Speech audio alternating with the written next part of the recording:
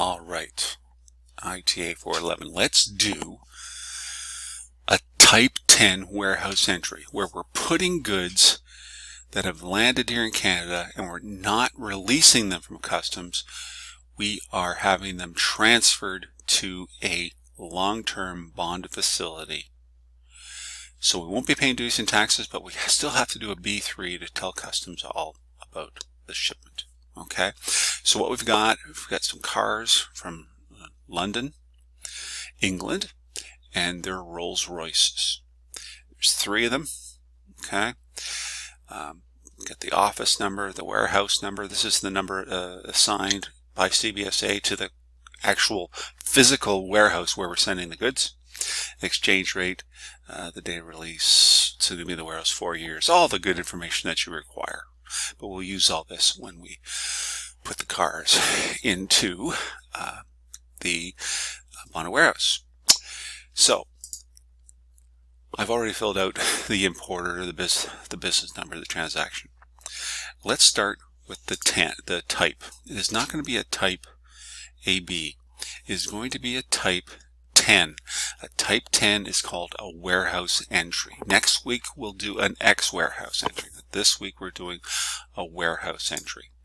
The office number was 497. The mode of transportation is air. And the total value for duty, well, here's a little trick about value for duty. You can figure out value for duty. You can fill this field out right away. You don't have to wait till the end of doing the B3. You can if you want, and you add up all field 37s. But there's a way you can do this.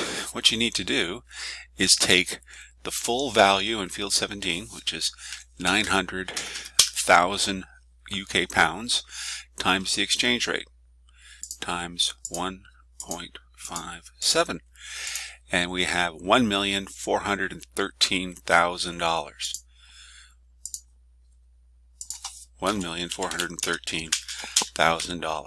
So if you're not comfortable doing that, you want to figure out do it later on by adding all the field 37s, go right ahead. I'm just telling you that this is a little trick that you can fill out the total value for duty right away.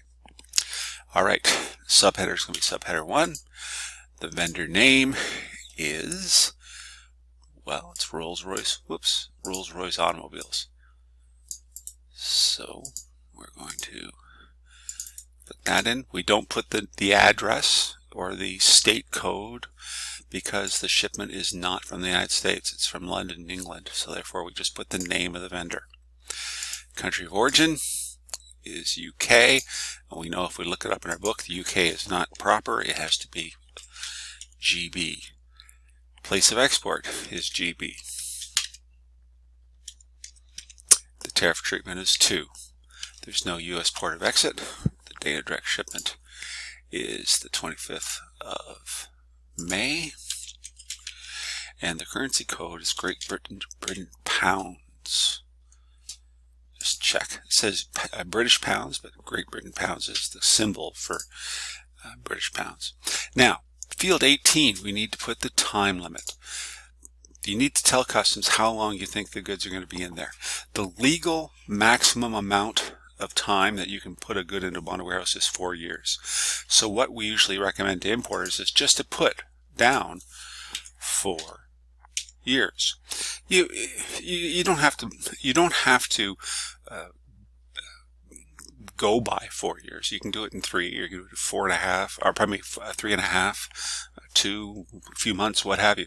But this way, it gives flexibility. If you tell them it's going to be in there for a year, and things don't go right, and you're going to take something out next year, after a year, you have to do another B3 to change this time limit. So we just put the maximum in. It gives the importer flexibility.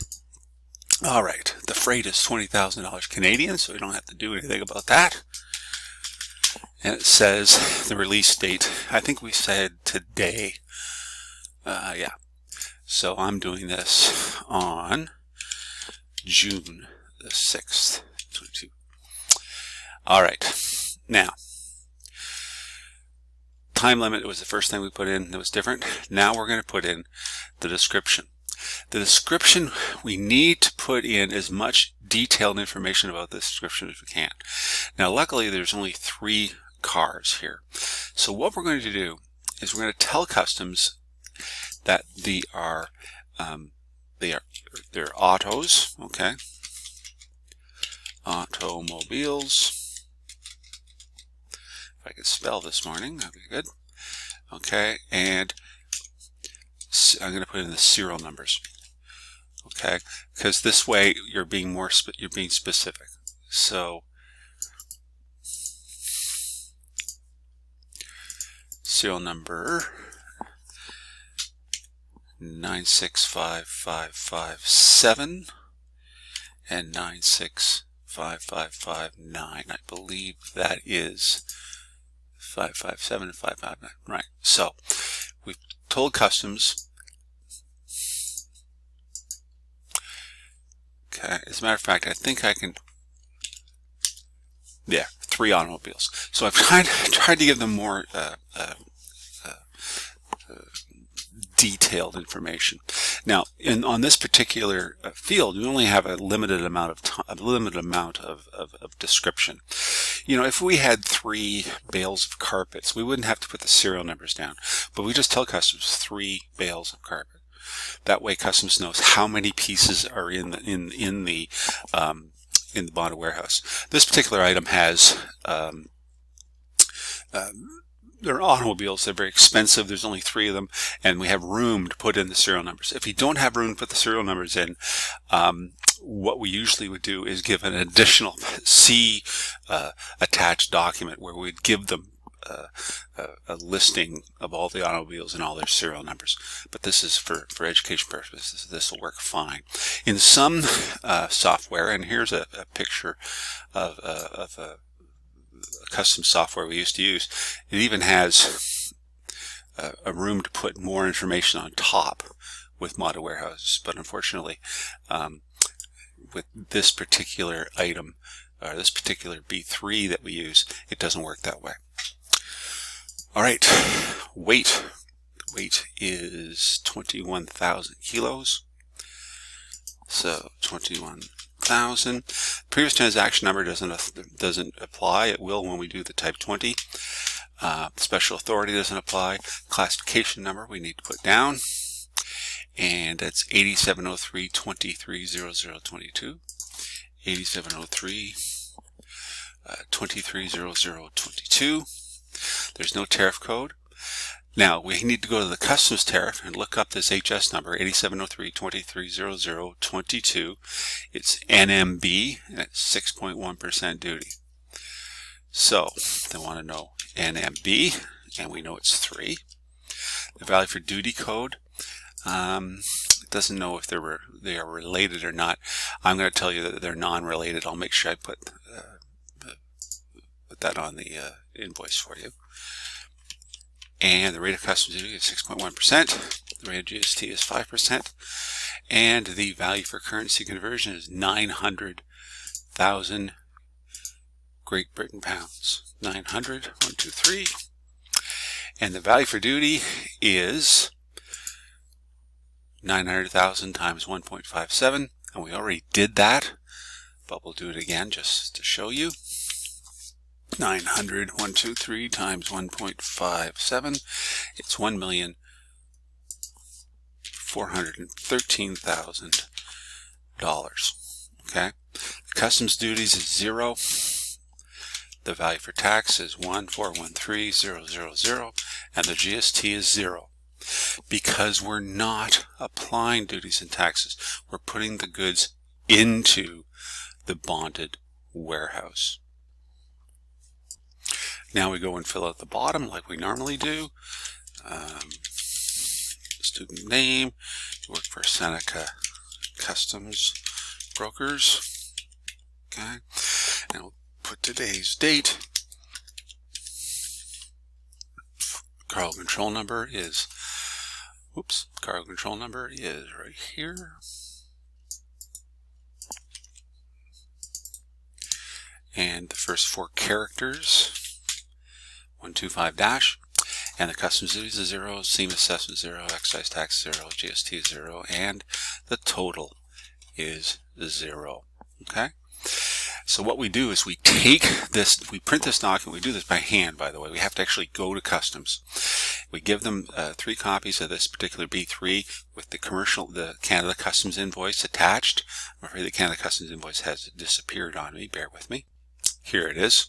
We give them a copy of the Canada Customs invoice, and if there were more marks on here, say this was 35 automobiles, I'd give them an additional page with the serial numbers of each individual automobile.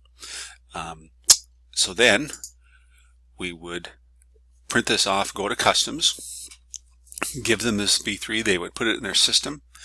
Oh, let me just, I've made a mistake. There's one last thing we need to do. We need to fill out the warehouse number. How stupid of me, I apologize. So, we need to tell customs what warehouse this is going to. So, we go back to the Canada Customs invoice I made it for you, and it says the warehouse number is 878. So, in this field here, warehouse number, we put 878. And we tell customs that is the warehouse number that the goods are going to. They know that 878 is McKenna Warehousing on Lakeshore Road in Mississauga, Ontario.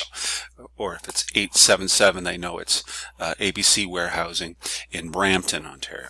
So they know where these warehouses are. They assign these numbers because the warehouses have to get certified and post a bond with CBSA to do this type of storage. Okay? So we would take this to CBSA and they would examine it, put it in their system, know that the goods are going to 878, and they would give us a customs release. We would take the customs release to British Airways' warehouse at the airport, and we would have a bonded carrier transmit the 3 automobiles to the warehouse 878 where they would sit in bond.